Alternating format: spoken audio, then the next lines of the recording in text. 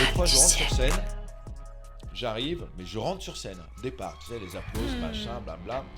C'était dans un café-théâtre. Et une nana, il y avait un groupe de 3 nanas, un mec, et une nana qui dit « Waouh, il est pas dégueu le mec, hein, j'en ferais bien mon 4 heures. » Ah, mais si un mec dit ça, c'est mort. Donc, C'est mort. mais c'est exactement ce que je lui dis. Je lui dis pardon, attendez, hop, lumière, bam. Tu peux répéter? Donc tu ferais bien de moi ton 4 heures. Écoute, tu penses que c'est valorisant et que c'est flatteur, mais pas du tout, parce que je vais je vais te donner un exemple. Je vais t'inviter à réfléchir à la situation suivante.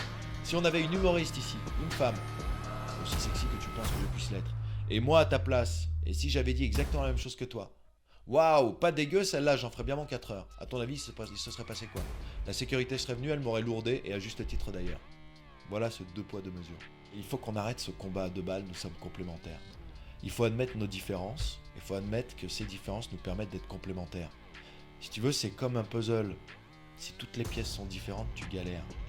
C'est de la complémentarité. Le mal du siècle. Merci à vous pour votre écoute de cet épisode du mal du siècle. N'hésitez pas à mettre un like et un commentaire. À très vite. Bonjour Fad. Bonjour Isabelle. Je suis ravie de te recevoir sur le mal du siècle. Je suis ravi d'être ici. Je suis tellement ravi que j'arrive pas à T'arrives pas à parler. Je suis ravi d'être ici, Je Isabelle. suis ravie d'être ici, je sais. Tu es diplômée d'une licence en psychologie, d'un DEA en économie, d'un MBA en finance et d'un diplôme universitaire en développement personnel. Exact. Tu es un ancien trader et tu as changé de carrière à un moment donné pour devenir producteur, comédien, auteur et coach à l'accompagnement et au changement de vie. Qu'est-ce qui a fait déjà juste le switch entre trader et comédien? Et le switch, c'était avant tout pour réaliser mon rêve d'enfant, devenir comédien. D'accord. C'était en 2015, donc il y a 8 ans maintenant. Et entre-temps, il y a plein d'autres choses qui se sont greffées, et notamment le coaching en développement personnel qui est arrivé en 2018, la production de spectacles qui est arrivée en 2017, et l'écriture de livres qui est arrivée, elle, en 2019. À quel âge tu as su que tu voulais devenir comédien? J'avais 9 ans. 9 ans. Ouais. Tes parents, ils en pensaient quoi à l'époque? J'en ai parlé à personne. C'était vraiment un rêve qui était complètement personnel, qui restait dans ma tête et qui est resté très longtemps dans ma tête, puisque mon objectif c'était de passer mon bac et ensuite, pour rassurer mes parents, et ensuite de me lancer dans l'aventure artistique. Et c'était un conditionnement auto-programmé, parce que à aucun moment j'avais parlé de ça à mes parents, et donc du coup leur ai donné l'occasion de me dire non, faut d'abord que tu fasses des études. Cette conversation n'a jamais eu lieu. Mon père est un immigré qui est arrivé en France, avait 16 ans. Il a beaucoup travaillé, et donc très rapidement j'ai compris l'importance de la valeur travail. Et j'ai compris surtout que la vie pouvait être très difficile si tu ne travaillais pas à fond. Et donc bien entendu la vie artistique, même à 11, 12, 13 ans, on se rend compte quand même que c'est une vie un peu précaire. Donc je me suis dit moi-même qu'il fallait d'abord que je passe des diplômes, parce qu'on ne sait jamais, si mon aventure artistique ne fonctionnait pas, j'aurais toujours eu à ce moment-là des bagages universitaires. Donc tu vis aujourd'hui de ta passion finalement. Oui. Je fais une petite aparté, tu as été rugbyman aussi, au Cergy Pontoise Club, ancien international, entre autres. Tu as écrit depuis que tu es tout petit. Depuis quel âge tu as commencé à écrire des chansons, des sketchs? Non, mais adolescent, vers 14-15 ans, j'ai commencé à écrire. Ouais. Ça a commencé par des sketchs, et puis des poèmes très rapidement, à peu près à la même période, forcément pour essayer de séduire des filles, forcément. Et tu as écrit un livre aussi? 3 livres, ok. Donc oui, je suis diplômé en finance, comme tu as dit, j'ai fait presque 20 ans dans la finance de marché, ce qui m'a permis d'écrire un livre, mon premier livre d'ailleurs, sur la crypto-monnaie. Faut dire au début aussi que c'était très black market, c'était vraiment... il n'y avait pas de réglementation, il n'y avait rien, donc c'était... Mais bon, voilà. Non, aujourd'hui, je ne serais pas là à te parler déjà, si j'avais investi en 2009 sur le Bitcoin. Tu n'es sûrement pas à contacter justement sur Instagram pour me dire, attends, c'est quoi ce podcast que tu es en train de lancer? Exactement. J'ai vu une femme qui allait tenir un podcast sur le mal du siècle. Après, dans le pitch, c'est le positionnement de l'homme, quelle est sa place dans notre société. Et je me suis dit, à quel moment une femme peut-elle se sentir légitime de monter un podcast et de parler du problème ou de la vie des hommes. C'est comme si moi, alors j'ai écrit un livre sur le rapport homme-femme, sur la relation homme-femme, mais à aucun moment je me sentirais assez légitime pour parler de la difficulté d'être une femme dans cette société. Pourquoi ? Parce que je ne le vis pas. Quand j'ai vu le titre de ton podcast, je me suis dit, mais à quel moment cette meuf, mais pour qui elle se prend cette meuf pour faire un podcast sur le mal? Non, en fait, voilà, je dis vulgairement avec humour, c'est ça, mais voilà, non, honnêtement, c'est ça. C'était pas de la T'étais réticence, c'était de la intrigué. curiosité. Ouais, j'ai vu le pitch, j'ai vu le titre et j'ai été intrigué, curieux. C'est une question qui m'intéresse énormément. Et j'ai écrit un livre sur le sujet. Être un homme aujourd'hui. Et alors, c'est quoi être un homme aujourd'hui? Je dirais un individu adulte de sexe masculin et qui répond à son énergie masculine. Donc plus que qu'est-ce qu'un homme ou qu'est-ce qu'une femme, je dirais plutôt qu'on est composé d'énergie masculine. Enfin, c'est pas moi qui le dis d'ailleurs, mais Oui, bien sûr, nous sommes, physiologiquement. nous sommes composés d'énergie et à la fois masculine et énergie féminine.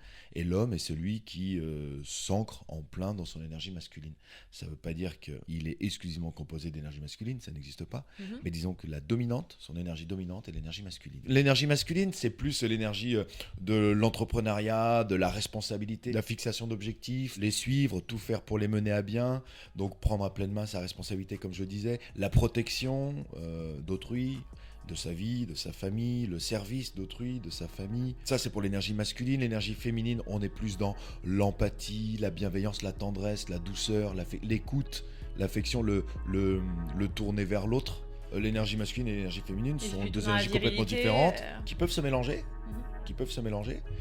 La virilité, ce qu'on appelle la virilité, c'est quelqu'un qui est grosse dominante d'énergie masculine. Donc qui est là, qui est bien ancré, présent, charismatique. Je ne vais pas dire masculin parce que du coup je réutilise le mot qu'on est en train de définir, mais bien ancré, bien fixé sur ses objectifs. Testostérone. Ouais, bien sûr, la testostérone est l'énergie de la masculinité. Ouais. Je ne suis pas du tout dans cette espèce de logique de rapport de domination, dans un sens ou dans l'autre. Donc ni dans le rapport et encore moins dans le rapport de domination de l'homme sur la femme. Mon discours consiste à dire que nous sommes deux individus complètement différents. Égaux? Non, nous ne sommes pas égaux, nous ne sommes pas les mêmes. Je ne parle pas d'égalité de droit. On est d'accord. Je parle d'égalité de fonctionnement. Ce qu'on dit aujourd'hui, c'est l'homme et la femme sont identiques, ils sont capables de faire les mêmes choses. Non, nous ne sommes pas capables de faire les mêmes choses. On n'est pas capable de faire la même chose. La preuve est, la dernière fois, j'étais dans le taxi, je mets tout le matos que j'ai une valise qui pèse un bras. Impossible pour moi de la porter pour la mettre dans la voiture. Évidemment que le taxi était un homme, il s'est proposé de la mettre dans la voiture. Je dis oui, bien évidemment, parce que moi je n'ai pas la force suffisante pour le porter. Et là encore, cet exemple est très révélateur effectivement, mais il n'est pas propre au rapport homme-femme. Moi par exemple, je fais 1m85, 90 kg. Ouais. J'ai une grosse malle à porter qui va me demander qui va présenter beaucoup de difficultés. Arrive un mec de 2 mètres, 120 kg, s'il me propose son aide, c'est avec grand plaisir que je vais dire oui. Pourtant c'est un homme aussi, je suis un homme. Oui. Il n'y a pas de rapport de domination ou de comparaison. C'est juste qu'à un moment, j'ai l'humilité et la lucidité et l'humilité suffisante pour dire tiens, cette personne, parce que là j'ai pris l'exemple d'un homme de 2 mètres, 120 kg, ça pourrait être une femme. Oui, une aussi. femme de 2 mètres, 120 kg, une haltérophile qui serait beaucoup plus balèze que moi et qui viendrait me proposer son aide, j'aurais aucun mal à lui dire oui, avec grand plaisir. T'as eu un souci, je crois d'ailleurs, d'histoire de valise dans un train, non ? Complètement, et on en a parlé au téléphone quand on s'est eu, et fait tout à fait. Ce que tu viens de me décrire là, je l'ai vécu, toi avec ta grosse valise, je l'ai vécu mais dans le sens inverse, donc une nana qui avait une grosse valise, une femme, pardon, qui avait une grosse valise. Tu vois, une nana, on a peur directement des mots qu'on peut utiliser parce que non mais c'est juste pour toi, pour éviter que t'aies des moi, mais moi je m'en fous, c'est juste qu'en fait l'interprétation derrière, c'est parce qu'on dit nana, il nous dénigre, etc. Je suis un mec, tu es une nana, mec, pour moi il y a rien un de mec, voilà. tu vois. Voilà. Enfin voilà. Non mais c'est bête, hein, mais oui, c'est le genre de truc aujourd'hui, on en vient dans des détails à faire hyper attention, à être en survigilance de ce qu'on peut dire, parce qu'il peut y avoir des interprétations derrière. C'est fatigant. Dans ce podcast, personne n'est contre personne. J'observe aujourd'hui beaucoup de femmes féministes, il y a des féministes, c'est ok, mais des extrémistes féministes qui en viennent à être contre les hommes et il faut abattre les hommes, etc. Parce que je l'ai vu et entendu plus d'une fois. Et c'est ça qui me dérange, c'est-à-dire qu'on ne peut pas en fait reprocher à un moment donné un extrême et pour le contrebalancer partir sur un autre extrême. C'est un déséquilibre total. Donc mon objectif, c'est de partir sur un équilibre finalement entre l'homme et la femme, sur le fait qu'on ne peut pas partir sur un déséquilibre qui va dire non, on est contre les hommes, vous ne devez pas dire ça, vous ne devez pas faire ça. Voilà, je suis plus dans ce délire-là aujourd'hui. Ouais. Mais moi, ce délire dont tu parles, c'est-à-dire l'opposition l'homme-femme, pour moi, n'existe pas. C'est juste un espèce d'écran de fumée pour masquer les vrais problèmes. Pour moi, le féminisme est mort, de toute façon. Vraiment, je le dis sincèrement, c'est pas de la provocation. Pour moi, le féminisme est mort et ne se résume à plus rien. D'ailleurs, si tu regardes les combats aujourd'hui, c'est quoi ? On se bat pour savoir qui doit payer le premier date. Enfin, les femmes se battent pour dire qu'elles peuvent payer le premier date. Ok, tu veux payer le premier date, paye, je m'en fous. Elles se battent pour pour pouvoir coucher avec les hommes sans engagement. Ouais. Tu vois, le combat n'a plus rien à voir aujourd'hui, parce que les droits sont déjà acquis depuis très longtemps. Aujourd'hui, c'est quoi? C'est oui, il n'y a pas la parité au travail, il n'y a pas 50-50 dans les bureaux, dans certaines entreprises. Il y a tout un tas d'études sérieuses qui sont faites. Et n'importe qui veut se renseigner a accès à ces informations. Et je parle d'informations de l'INSEE, je parle d'informations tout un tas d'offices liés au travail, Oui, aux bien études sûr. du travail, qui montrent qu'en fait, le sexisme dans la répartition de la masse salariale n'existe pas. Il n'existe pas. Aujourd'hui, ils ont fait des études. Et c'est comme la différence salariale. On dit qu'il y a 20% d'écart entre le salaire d'un homme et d'une femme. C'est faux. Tu sais comment ils calculent? Juste pour info. Il y a 20% d'écart de salaire entre un homme et une femme. Mais à quoi correspond ce 20%? Ils prennent tous les salaires des hommes, toutes professions confondues, tout temps de travail confondu. Ils en font une moyenne. Même chose côté femmes, et ils font la comparaison des deux. C'est-à-dire qu'ils ont pris un ouvrier, un facteur, un chirurgien, un professeur, etc. Boum, ils ont pris son salaire, ils ont fait une moyenne, qui revient à un certain montant. Ils ont fait la même chose chez les femmes, ils ont pris l'infirmière, la chef d'entreprise, la ministre. Ils font la moyenne, et ils font la différence entre les deux. Tu vois l'absurdité de la chose? Alors, C'est comme si toi et moi, nous ne nous connaissons pas, nous n'avons pas du tout la même profession. Tu me dis combien tu gagnes, je te dis moi combien je gagne dans une profession complètement différente. Tu travailles 50 heures par semaine, j'en fais 80 par semaine. Tu es dans un certain milieu, je suis dans un autre milieu beaucoup plus rémunérateur. On compare nos deux salaires. Tu gagnes 5, je gagne 10, et tu vas me dire c'est honteux. oui, surtout que les cette métiers de la différence. finance sont plus des métiers où il y a des hommes Par exemple. aujourd'hui. Alors, je suis d'accord sur ce point-là. Malgré tout, il a fallu réaligner pour venir en plus de ces métiers. J'étais responsable marque employeur d'un groupe de 40 000 personnes. Donc, pour le coup, au niveau de la pyramide salariale, on a vu des problématiques hommes-femmes il y a quelques années et on les a aujourd'hui rééquilibrées. La problématique qu'on rencontre plus aujourd'hui, c'est en réalité des problèmes de salaire intergénérationnel plus qu'hommes-femmes. Oui. C'est-à-dire qu'en fait, on a des demandes de salaire qui sont beaucoup plus importantes pour la génération Z. C'est toujours été, bien sûr, Voilà, ouais. slash les anciens. Et finalement, c'est plus le vrai problème aujourd'hui qu'on rencontre, c'est celui-ci. Plus vraiment la problématique homme-femme en termes de salaire. Oui, mais même, donc là, c'était la petite information pour illustrer l'absurdité de cette information et donc du coup du combat qui en découle. Mais surtout aujourd'hui, si dans la grande majorité des entreprises, tu n'as pas une répartition 50-50 hommes-femmes, c'est peut-être aussi lié aux compétences ou aussi aux orientations de chacun. Oui. Tu prends un service, je sais pas moi, de maintenance informatique. Tu auras plus d'hommes que de femmes dans ce type de métier. C'est une question que je pose, hein. Peut-être que s'il n'y a pas du 50-50 en répartition, c'est peut-être parce qu'il n'y a pas assez de femmes également qui ont envie de s'orienter vers ce genre de métier. Les métiers de Ce l'IT, qui peut se comprendre. j'accompagne la féminisation de l'emploi Voilà. sur l'IT. Donc pour le coup... Est-ce que du coup il y a beaucoup de candidates? Alors, il y a plus d'hommes, on essaie de féminiser ces métiers via la reconversion pour les femmes, mais la réalité... Est-ce que ça les branche?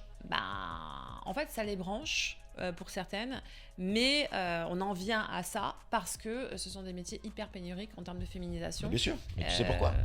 Parce que ça ne correspond pas à l'énergie masculine et féminine. L'énergie féminine, je te disais tout à l'heure, est plus orientée vers les autres. Donc, et ça va se ressentir également, et ça va se traduire dans le choix professionnel. Une femme va avoir plus... Une femme, La de femme, manière en générale, général, de manière générale, va avoir tendance à s'orienter vers des métiers liés à la personne. L'homme est plus orienté vers des métiers techniques. Qu'est-ce qui a fait que tu t'es dit, tiens, j'ai besoin d'écrire un livre sur l'homme-femme, le rapport homme-femme? Parce qu'au bout d'un moment, j'en ai eu un peu marre de ce discours extrémiste, féministe extrême, qui consiste à diviser l'homme et la femme. En fait, aujourd'hui, on est dans une société où on veut opposer l'homme et la femme, alors que nous sommes faits pour être ensemble, dans nos rapports au quotidien, que ce soit en relation sentimentale ou autre. Aujourd'hui, on fait tout pour diviser, pour séparer l'homme et la femme, en essayant de sortir l'homme de sa place naturelle et de sortir la femme de sa place naturelle. Ça serait quoi la place de l'homme et la place de la femme naturelle pour toi? Répondre à leur énergie respective, s'ancrer dans leurs propres objectifs, et quels qu'ils soient. Tu vois, qu'une femme soit portée par une énergie masculine, il n'y a aucun souci. Est-ce que tu as le sentiment qu'en tant qu'homme, on t'a pas autorisé à pleurer quand tu étais plus jeune parce que tu étais un homme? On m'a pas autorisé à pleurer parce que j'étais un... Ou tu t'es pas senti autorisé? Un garçon, ça pleure pas. Un garçon, c'est un bonhomme. Un garçon, c'est un dur. Donc, j'ai retenu des larmes. Ouais, bien sûr, ouais. Parce que tu as évolué comme ça et tu as grandi comme ça. C'est le système patriarcal dans lequel on a évolué. C'est quoi un système patriarcal? Le système dans lequel où l'homme devait rapporter lui-même l'argent à la maison, que la femme ne pouvait pas travailler, que c'était lui du coup qui devait être suffisamment fort et représenter la famille, où l'homme était complètement ancré dans la virilité, et donc tout ce poids finalement de l'époque sur le fait que c'était l'homme qui était représentatif finalement de la famille. Pour toi, c'est pas ça le système patriarcal? Pas du tout. Ok, ça serait quoi Ça, pour c'est toi? pas ça. C'est un schéma familial, oui, effectivement. Oui, alors je reste sur le schéma Mais familial là, sur le schéma principalement. familial, je suis d'accord avec toi, complètement. Sur le schéma de l'homme tel que tu viens de le décrire, où il doit être responsable, fort, machin, je suis d'accord Ouais. avec toi. Mais c'est pas ça qui définit une société patriarcale. Une société patriarcale est définie par le fait que les hommes dominent tous les pans de la société et la femme n'ont aucune place. Les femmes, pardon, n'ont aucune place dans cette société et sont complètement dominées par les hommes qui ont tous les droits sur elles. C'est ça, une société patriarcale. C'était le cas à l'époque, puisque Non, tu... non, attends. Ah. Je suis pas d'accord, c'était pas le cas à l'époque. À l'époque, des rôles étaient définis différemment d'aujourd'hui. Oui. Mais ça ne veut pas dire que la femme n'avait pas sa place. Ça veut pas dire que elle avait une autre place. Oui, elle avait une autre place Retournons en qu'aujourd'hui. arrière, hein, ne jugeons pas avec nos yeux d'aujourd'hui et ne portons pas de jugement, faisons juste un constat factuel. Ok. Une femme avait une certaine place, un homme avait une certaine place à Mais l'époque. sans les mêmes droits, par contre. Il n'y avait pas des... Tout à fait. Ah oui, non, bien sûr, Ça, les droits étaient différents. Les droits étaient différents. Mais en fait, Ok. pourquoi ça s'explique ça vient de toute une hérédité qui est beaucoup plus ancienne Oui. qu'il y a ces 50 ou 60 dernières années. Ça vient du fait qu'en fait, et c'est illustré par le mariage, si tu veux. Mhm. Il se passe quoi quand la femme se marie avec un homme? C'est le père qui amène sa fille, à Oui. l'hôtel. Mhm. Je te donne ma fille. Et qu'est-ce qu'il fait quand il donne sa fille? Il transmet la responsabilité, la charge de sa À fille l'homme. à un autre homme Bien qui sûr. devient de facto responsable de cette femme. Oui. En tant que responsable de cette femme, du coup, on parle, encore une fois, il n'y a pas de jugement, c'est juste une description factuelle de ce qui se passait à l'époque. En tant que responsable de cette femme, il se devait d'être bien ancré, et de mener intelligemment les choses. Parce qu'il est garant, quand on dit responsable, c'est qu'il est garant aussi de sa protection, de sa sécurité, du fait qu'elle mange bien, etc. Et que tout soit bien en place pour le foyer, pour que elle et la famille puissent vivre correctement. Ok. C'était son rôle. Mhm. Et elle, son rôle n'était pas inexistant. D'ailleurs, tu parlais de l'époque où c'était l'homme qui travaillait, la femme était à la maison. Il se passait quoi dans la plupart des cas? L'homme travaillait effectivement, il ramenait l'argent, il le posait sur la table, et c'est madame qui allait dépenser cet argent pour les courses, pour les besoins du foyer. Donc il y avait des rôles qui étaient répartis, et cette femme n'était pas irrespectée. Cette femme n'était Ça pas... dépend des foyers. Non, bien bien évidemment, sûr, on parle en général. Hein. On parle en général, on parle mais- pas de... Oui, bien sûr, Évidemment, mais tu comprends pourquoi je mais recadre là, encore c'est aujourd'hui, parce bien sûr, je que, comprends, voilà. bien sûr. Là, on parle du De foyer... la normalité Du foyer normal. Voilà. Comme aujourd'hui, si on parlait du foyer normal, on parlerait pas de violence conjugale. Voilà, ça c'est même pas un sujet aujourd'hui C'est pas le et sujet. on le met à côté. Voilà, exactement. Bien sûr qu'il y avait des foyers où la femme était martyrisée. Bien sûr qu'il y avait des foyers où l'homme était martyrisé, le mari était martyrisé. Ça on en parle moins par Voilà. contre. Bien sûr qu'il y avait... De l'homme battu, on en parle moins aussi. Donc des rôles qui étaient différents de ceux d'aujourd'hui, mais des rôles qui n'enlevaient en rien le respect qu'on devait à la femme. Elle n'était pas considérée comme une moins que rien. Mhm. Au contraire, elle était très respectée en tant qu'épouse et mère. Je parle encore du foyer normal. Ou du foyer normal. Voilà. Ok. Et même dans la société, elle était respectée en tant que femme d'eux, certes, mais c'était femme d'eux, mère d'eux. Pas sentiment que les hommes payent aujourd'hui pour d'autres hommes qui eux sont allés trop loin et que finalement c'est comme si vous étiez devenus pour certains l'ennemi numéro 1 des femmes. C'est le sentiment que moi j'ai, hein, c'est que j'ai le sentiment que parce qu'il y a des hommes mauvais, alors tous les hommes le sont. C'est bien que tu me poses cette question parce que donc souvent on parle, quand on parle du féminisme, on parle de la partie femme, et on parle rarement de la partie homme. Et du coup, moi, comme je parle, comme j'ai étudié la question du rapport homme-femme, je peux en parler pendant des heures. Et on n'entend pas ce que je dis sur les hommes. Moi, ce que je dis sur les hommes n'est pas plus gentil que ce que je peux dire sur la femme d'aujourd'hui, dans le rapport homme-femme, en règle générale. Hein. Parce que ce qui se passe aujourd'hui est en grande partie de notre faute. Non pas parce qu'on paye les conséquences de ce qu'ont pu faire d'autres hommes en termes de méchanceté ou de violence ou autre. C'est pas ça du tout. Je veux dire, moi, quand on me voit arriver, si je m'approche d'une femme, gentiment, souriant, et que, comme ça, subitement, elle me traite mal parce que elle a le souvenir d'un homme dans sa vie qui a été violent, next, t'es ridicule, cocotte. Je ne pense pas que des femmes soient conditionnées par des expériences passées ou alors une image passée ou présente des hommes qui ferait qu'elles doivent se méfier. Tout est comportemental. Je veux dire, bien sûr qu'il y a la vie, c'est la jungle. Tu sors dans la rue, tu peux tomber sur un connard, comme je peux tomber sur une connasse, qui vont nous faire suer la vie. Mais de la même manière, on peut tomber sur des personnes tout à fait gentilles. Donc le but, c'est de reconnaître les gentils et d'être capable d'identifier quelqu'un de gentil, quelqu'un qui nous veut du bien, versus quelqu'un qui nous veut du mal. Alors du coup, tu vois, dans ton discours qui est hyper mesuré, puisque finalement, toi, ce que tu veux, c'est un système dans lequel il n'y a pas de pour les femmes ou pour les hommes, mais qu'on soit juste pour les humains tout court. Mais c'est complètement ça. Moi, je suis pour l'entente. Quand je dis que nous ne sommes pas égaux, je parle pas de droit, hein, je parle de fonctionnement. Ouais. Donc, je vais le dire autrement d'ailleurs. Je considère que nous ne fonctionnons pas de la même manière. Bah, c'est ni, normal, ni psychologiquement, ni physiquement. Physiologiquement, ne serait-ce que déjà, on n'est pas foutus de la même façon. Oui, mais... Nous, on peut porter des gosses, vous non. Bah, visiblement, toi et moi, on est d'accord. Mais voilà. aujourd'hui, c'est pas le cas pour un certain discours extrémiste qui consiste à dire que bah non, c'est pas vrai. C'est quoi les difficultés que toi, tu rencontres ou que tu observes chez l'homme aujourd'hui, en 2023 ? À se donner de la valeur, à faire en sorte d'avoir de la valeur sur le marché. La plupart sont, je vais le dire vulgairement, des chiens de la casse, qui sont là à fumer de la weed, à jouer aux jeux vidéo, qui n'ont pas en tête des objectifs de vie, ils ne se sont pas tracés un chemin de vie, ils se donnent pas les moyens de pouvoir marcher sur ce chemin de vie et de pouvoir atteindre leurs objectifs. Ils travaillent pas comme des sagouins, mais ils prennent pas de soin d'eux. Pourquoi ?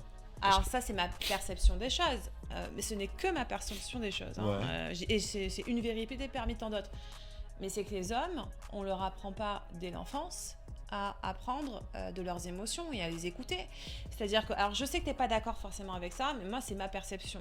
C'est-à-dire qu'un petit garçon à qui on n'apprend pas ses émotions, c'est quelqu'un qui, lorsque ça survient dans sa vie, puisqu'on est émotion, on est leur naître et on est EST en plus émotion.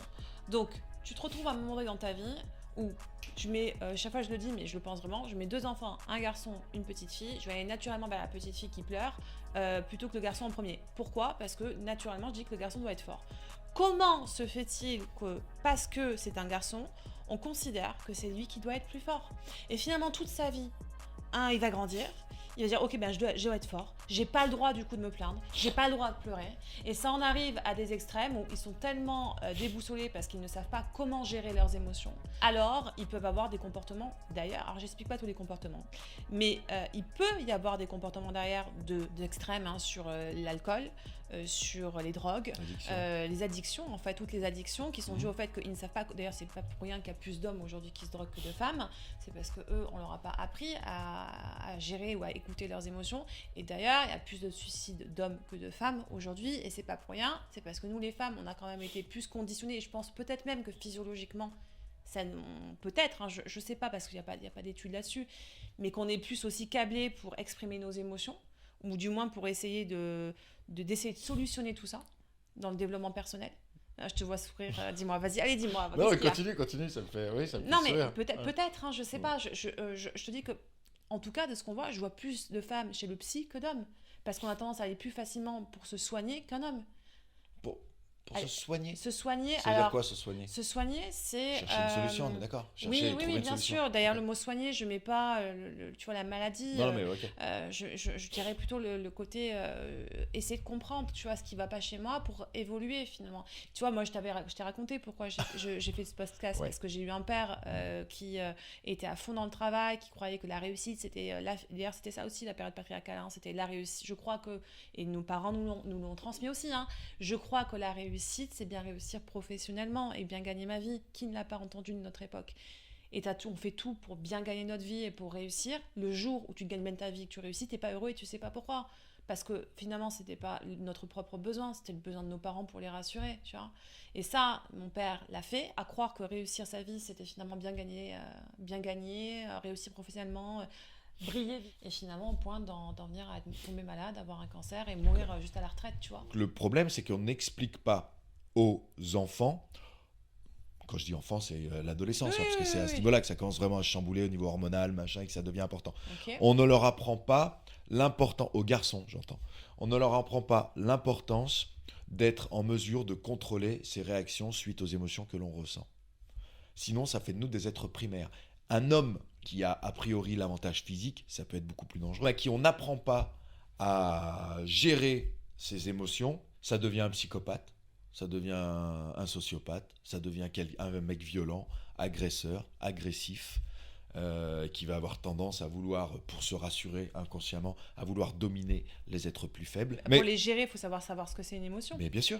Bah oui, mais on dit la même chose. Alors ok, Bah oui. d'accord. Sauf que toi, tu fais un lien entre ça et le fait que ça devienne des chiens de la casse derrière. Oui, parce que... Moi, non. Ah oui. Voilà, Ah c'est oui. là la différence. Parce que moi, je te dis, ils deviennent chiens de la casse. Peut-être en partie à cause de ça, je sais pas, mais surtout parce qu'ils n'ont pas envie, parce que ce sont des feignants. Parce qu'ils n'ont pas eu d'image paternelle. Ah oui, mais il y a plein de raisons. Mais bien sûr, mais la plus importante, c'est celle-là. À quel moment tu peux devenir un homme si tu ne sais pas ce qu'est un homme ? Et quand je dis image paternelle, c'est pas forcément le père, hein. C'est une référence masculine. Oui, en général, c'est le père. On appelle ça le caregiver en théorie d'attachement. C'est en réalité quelle est la figure protectrice que je peux avoir dans mon enfance. Et ça peut être le père, ça peut être la mère, et ça peut être tout à fait quelqu'un qui n'est ni le père ni la mère, mais qui représente la sécurité. Oui, mais là tu parles d'autre chose. Là tu parles d'une personne qui va t'amener un environnement assez stable pour pouvoir te développer à peu près tranquillement, psychologiquement. En sécurité. Là je te parle d'une image, d'une référence. Une référence à l'homme ? Tu es un petit garçon. Oui. Ton objectif naturel, Oui.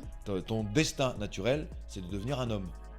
Toi, tu fais le lien entre le manque de contrôle ou de compréhension des émotions, c'est ce qui amène aux junkies et aux jeux vidéo. Moi, je dis que c'est pas ça. Moi, je dis ce qui amène à ça, c'est le manque de référence masculine, qu'elle soit paternelle ou autre. Ça peut être un oncle, oui, ça peut être un grand-père, ça peut être un prof, ça peut être un coach, ça peut être ce que tu veux. T'es un petit enfant, t'es un adolescent et tu te dis waouh, voilà, putain, c'est ce genre d'homme que je veux être. Okay. Comme les petits voyous. A contrario, je veux dire, tu prends un autre exemple. T'as un gamin de 12 ans, il voit un voyou, il dit waouh, c'est lui que je veux être. Ben, il va être quoi plus tard ? Il va être ce voyou et il va tout faire pour devenir ce voyou. Une référence est importante. Sauf qu'aujourd'hui, la plupart des gamins qui ont 25-30 ans aujourd'hui ont grandi dans des familles monoparentales où le père était quasiment absent. Aujourd'hui, en grande partie. Je suis pas forcément. Alors, ce sont les statistiques. Non, mais c'est pas ça que je dis. Donc du coup, juste pour finir ma phrase, donc du coup, il manque cette référence masculine. Pour toi, en effet, c'est la figure paternelle, ou la figure de l'homme en tout cas, qui est représentative et qui va permettre d'orienter l'homme. Je dis pas qu'il n'y a pas que ça. Je pense qu'en fait, c'est un élément. Mais la partie de l'émotion, malgré tout, c'est la figure que tu as représentative du masculin. Excuse-moi, je le prononce, je le dis comme ça, c'est ce qui me semble le plus simple. N'est pas quelqu'un qui sait écouter ses émotions.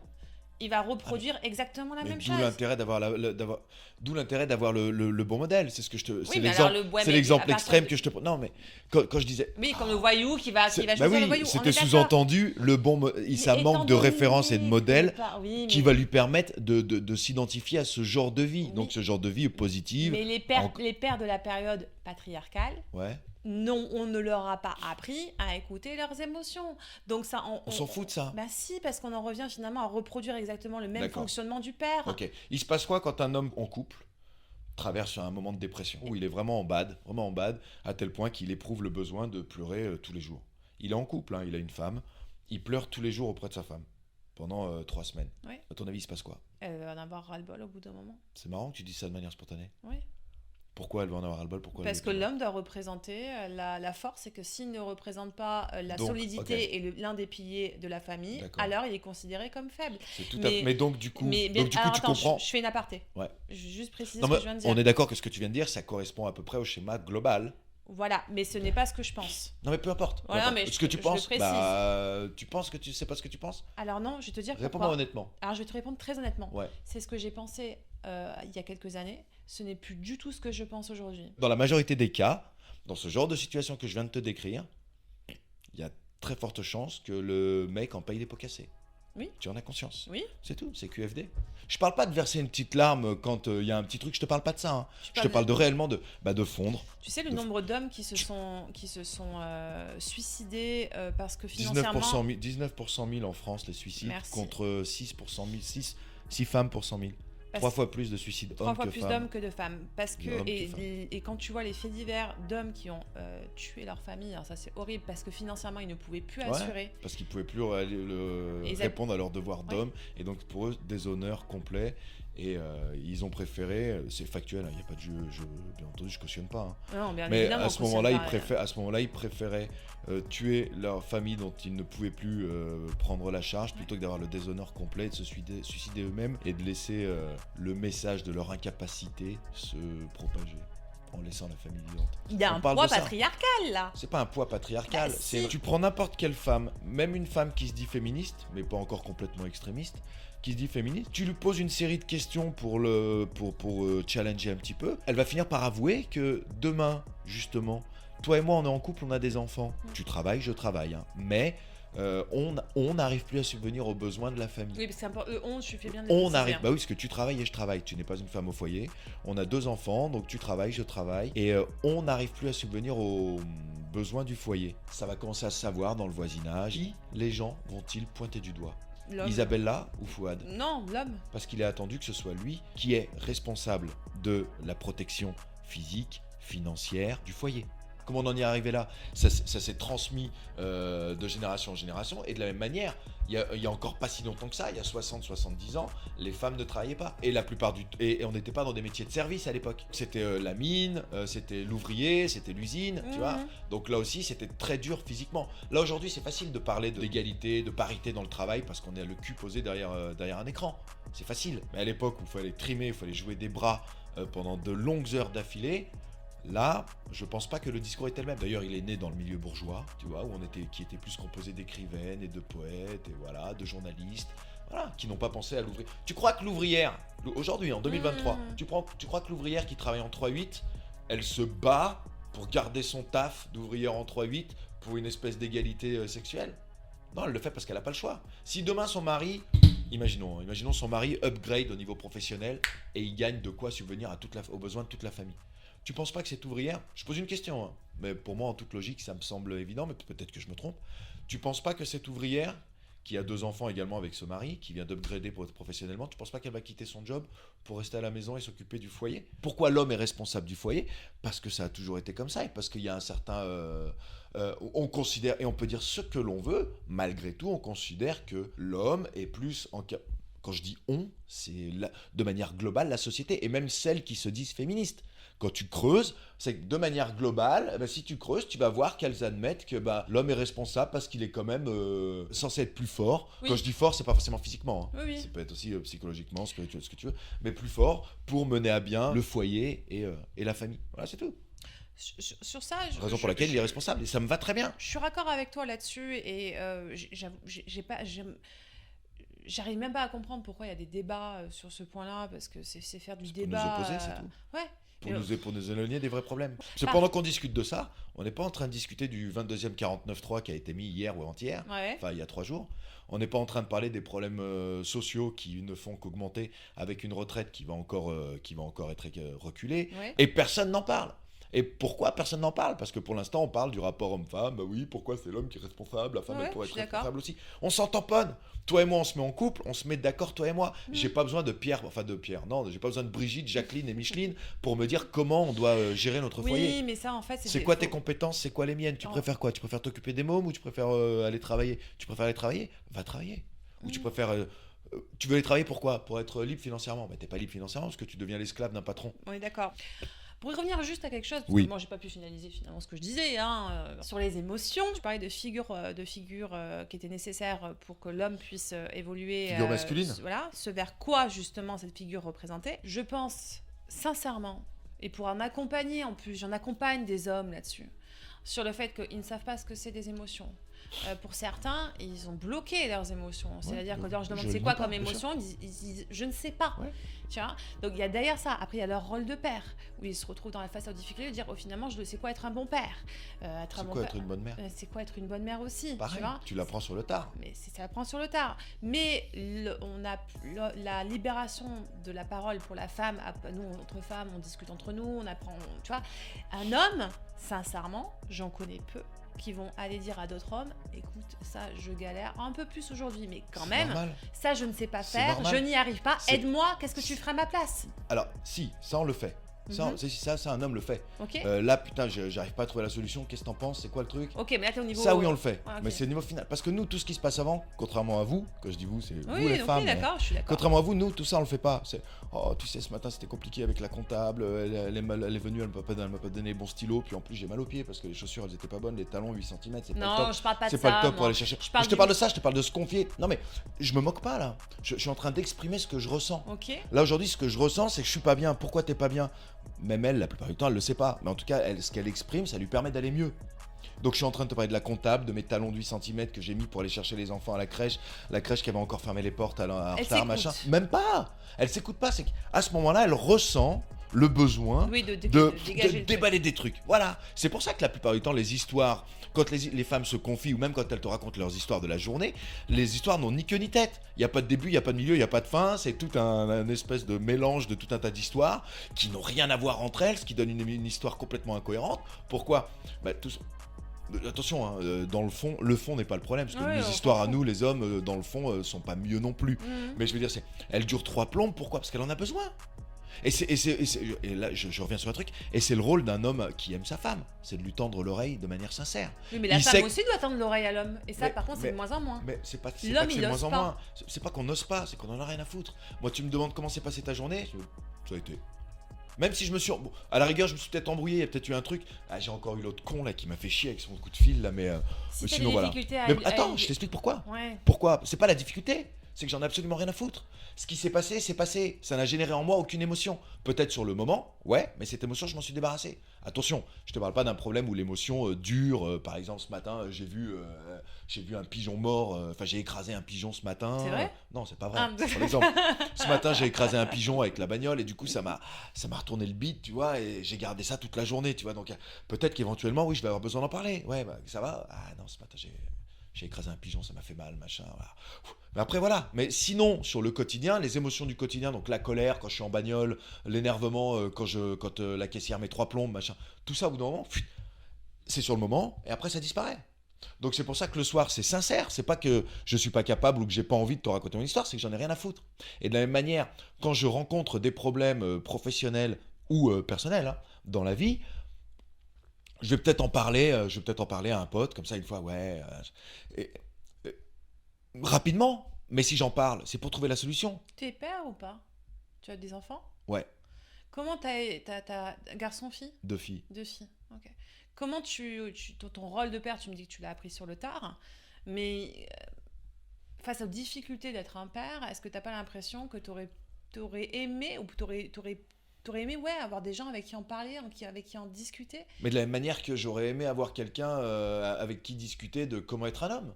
Mais alors, pareil. Bah voilà, tu l'as pas eu. Raison pour laquelle j'ai écrit ce bouquin. Mon bouquin s'appelle Être un homme aujourd'hui, sous-titre ce que j'aurais aimé qu'on me dise sur les rapports hommes-femmes. Ouais. Bien sûr que je l'ai pas eu. T'aurais aimé qu'on Donc te tout dise ça, quoi ? mais là le discours que j'ai aujourd'hui, il y a 20 ans, je ne l'avais pas. Il y a 15 ans, 20 ans, je ne l'avais pas. Je l'ai parce que j'ai potassé, parce que la question m'a intéressé et j'ai voulu comprendre. Est-ce que tu as trouvé ta place ? Est-ce que tu penses que tu n'avais pas ta place ou que tu l'as trouvée ? Non, j'ai jamais pensé ça. La place de l'homme, c'est celle qu'il a déjà, mais qu'on essaye de lui retirer. Et c'est celui d'un leader. Attention, ça ne veut pas dire qu'une femme ne peut pas endosser ce rôle. Hein. Non, là, on parle d'une définition générale. C'est leader, protecteur, responsable, loyal. J'arrive pas à comprendre pourquoi les féministes sont contre toi, en fait. Mais parce que moi, tout simplement parce que je dis que nous ne sommes pas égaux. Enfin, pas en termes de droit. Tout simplement parce que je dis que nous sommes deux êtres différents. Tout simplement parce que je dis que non, tu n'es pas capable de faire la même chose que moi je peux faire. Tout comme moi, il y a plein de choses que tu fais que je ne suis pas capable de faire. Et les féministes tombent sur ça ? Bien sûr, mais dès l'instant que tu dis un homme n'est pas capable de faire certaines choses, ça s'entend. Mais si tu dis de la même manière une femme n'est pas capable de faire certaines choses, levée de bouclier.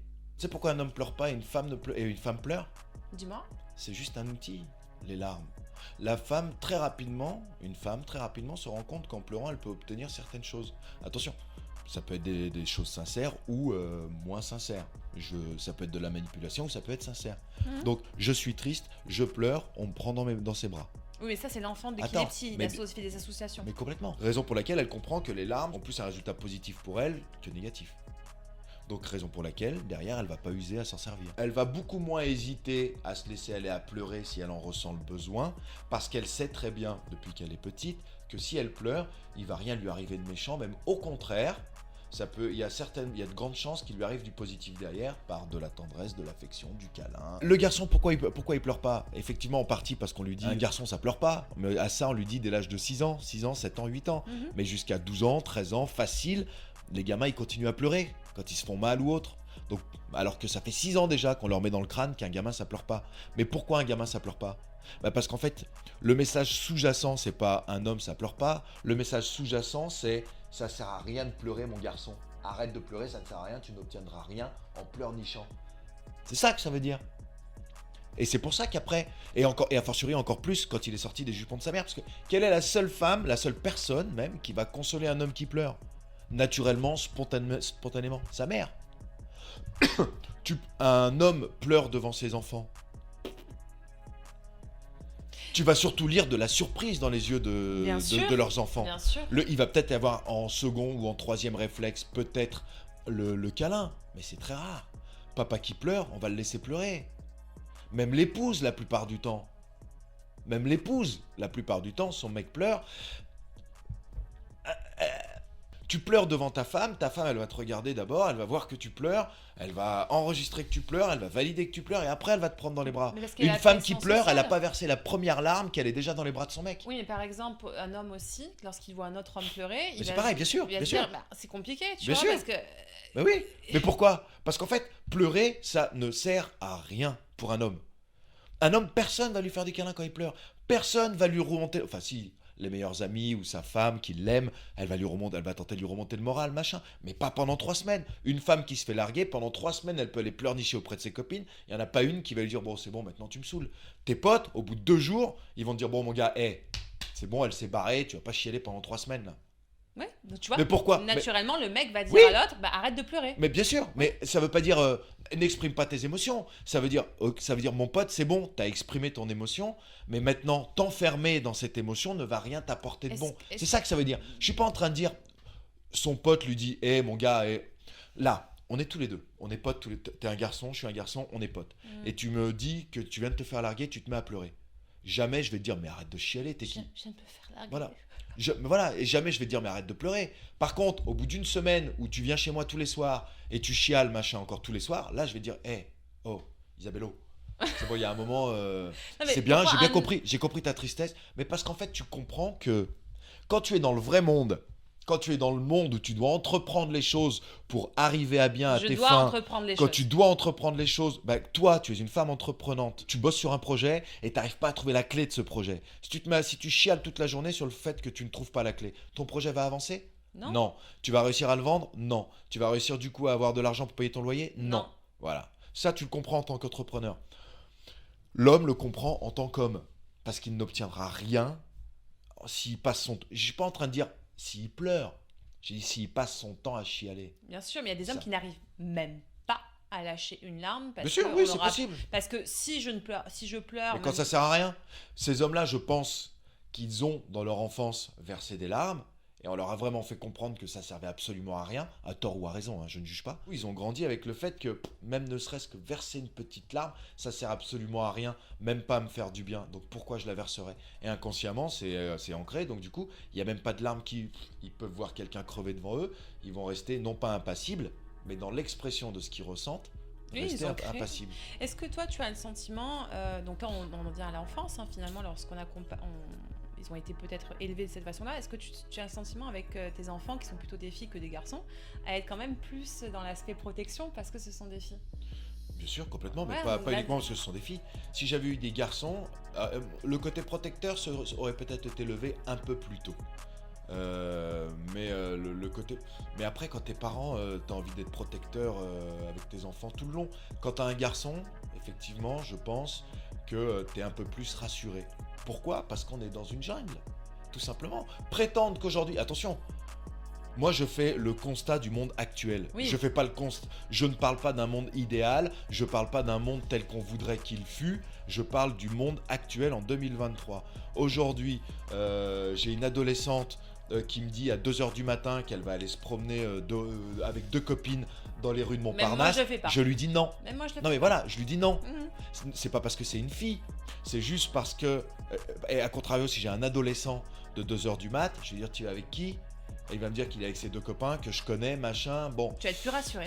Je vais être un peu plus, je vais pas être confiant, mais un peu plus rassuré. J'ai un peu plus confiance en sa capacité à se défendre. Il y a trop de psychopathes pour laisser une gamine en confiance marcher à 2h du mat dans les rues de Paris. C'est tout. C'est pas parce que c'est une fille, c'est pas parce que c'est une femme, c'est juste parce que le rapport de force n'est pas à son avantage. Encore une fois, je le dis, rapport de force, parce que si elle faisait du kung-fu, qu'elle était championne d'Europe à 15 ans, championne d'Europe de kung-fu, elle me dit oui, je dois aller chez une copine, je traverse toute la rue, là, Montparnasse, ok, d'accord. Je me rends compte autour de moi qu'il y a beaucoup d'hommes qui sont en séparation avec leurs femmes et qui se retrouvent à avoir des problèmes pour la garde des enfants, Ça a toujours été. où les femmes dénoncent des choses que... Alors, des fois ça arrive, je dis pas que c'est faux, hein, Bien pour sûr, ça, ouais. pas. Mais là, en l'occurrence, qui se servent de leur rapport de femme Bien sûr. pour dire des choses qu'ils ont fait alors qu'ils n'ont strictement rien Bien fait. sûr. Et je les vois en dépression parce qu'ils disent, mais tu comprends, parce que je suis homme, donc du coup, je n'ai pas de poids vis-à-vis vis-à-vis Bien juridique, sûr. Bah oui. et que son poids à elle, sa parole à elle, a plus de poids que la mienne. Mais aujourd'hui, il n'y a rien de plus facile que de détruire la carrière d'un homme. Il suffit qu'une femme porte une accusation. Une fausse accusation, j'entends bien entendu. Si c'est une vraie accusation, c'est normal qu'elle Bien la sûr. porte. Mais une fausse accusation, même si un mois après, il est avéré que c'était une fausse accusation, c'est trop tard. Sa carrière, elle est foutue. Et a fortiori encore plus si le personnage est public. Parce que là, tu as les journaux qui vont s'y mettre, les médias, donc tous les jours, pendant un mois, un tel accusé de viol, d'agression sexuelle, machin, blabla, pendant un mois. Et au bout d'un mois, tu as une petite info qui va sortir. Il s'avère que les accusations étaient fausses, mensonges, machin. Trop tard, le mal est fait. Le problème est tel que on peut plus. Il est difficile de laisser le bénéfice du doute. Quand une femme vient se plaindre d'une agression, il est difficile de laisser le bénéfice du doute. Contre elle, j'entends. Donc, des mesures sont prises. Je juge pas, hein, c'est le constat. Oui, oui. Des mesures sont prises dès le départ pour considérer qu'elle dit la vérité. C'est que l'autre est coupable déjà, alors qu'il n'a pas été jugé. Et on ne remet pas en question le fait Exactement. qu'il y a des hommes, Il y a en une effet, telle qui sont frilosité violents, que, etc.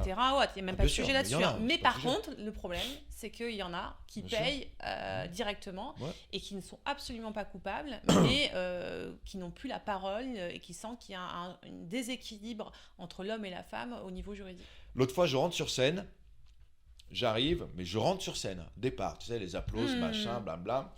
C'était dans un café-théâtre. Et une nana, il y avait un groupe de 3 nanas, un mec. Et une nana qui dit waouh, il est pas dégueu le mec, hein, j'en ferais bien mon 4 heures. Ah, mais si un mec dit ça, c'est mort. Donc, c'est mort. mais c'est exactement ce que je lui dis. Je lui dis C'est- pardon, attendez, hop, lumière, bam. Tu peux répéter? Donc tu ferais bien de moi ton 4 heures. Écoute, tu penses que c'est valorisant et que c'est flatteur, mais pas du tout, parce que je vais t'exposer, je vais te donner un exemple. Je vais t'inviter à réfléchir à la situation suivante. Si on avait une humoriste ici, une femme, aussi sexy que tu penses que je puisse l'être, et moi à ta place, et si j'avais dit exactement la même chose que toi, waouh, pas dégueu celle-là, j'en ferais bien mon 4 heures. À ton avis, il se serait passé quoi? La sécurité serait venue, elle m'aurait lourdé, et à juste titre d'ailleurs. Voilà ce 2 poids 2 mesures.